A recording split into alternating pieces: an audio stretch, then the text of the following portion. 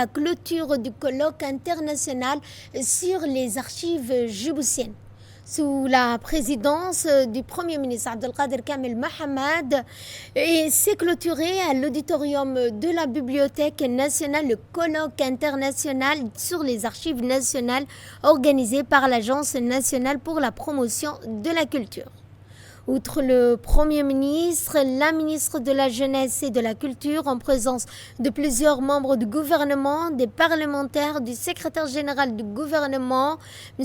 Almis Mohamed Abdullahi, du directeur de l'ANPC, M. Mohamed Hussein, de la chargée du programme pour l'éducation aux médias et à l'information au sein du bureau régional de l'UNESCO pour l'Afrique de l'Est, des experts internationaux et nationaux ont versé dans la gestion des archives. Ce colloque a pour objectif de fournir un diagnostic détaillé de l'état actuel des archives, incluant l'organisation, la conservation des documents.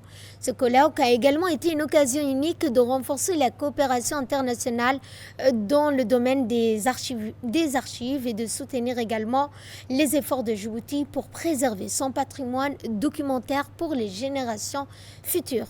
Monsieur Jacques Trompon, ancien instituteur et professeur d'histoire-géographie dans plusieurs établissements de la capitale et de Tadjoura entre 1965 et 1991, a marqué une étape importante dans la préservation de notre mémoire collective.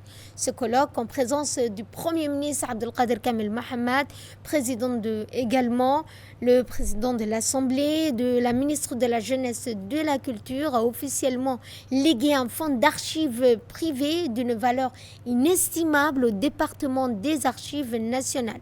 Ce geste enrichit notre patrimoine national et offre également aux générations futures un accès privilégié aux documents historiques.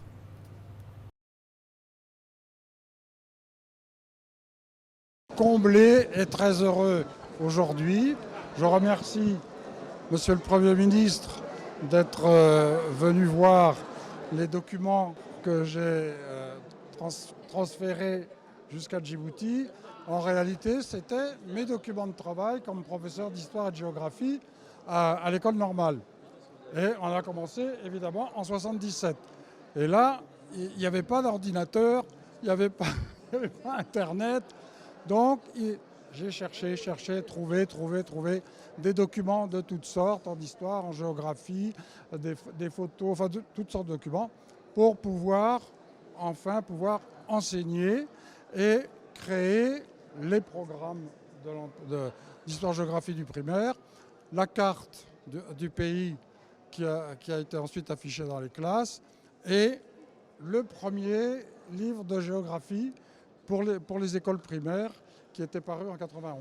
Voilà. Et puis maintenant, pour moi, c'est magnifique de voir que tout ça qui était destiné à mes élèves, maintenant reviennent aux enfants de mes élèves, à leurs petits-enfants même.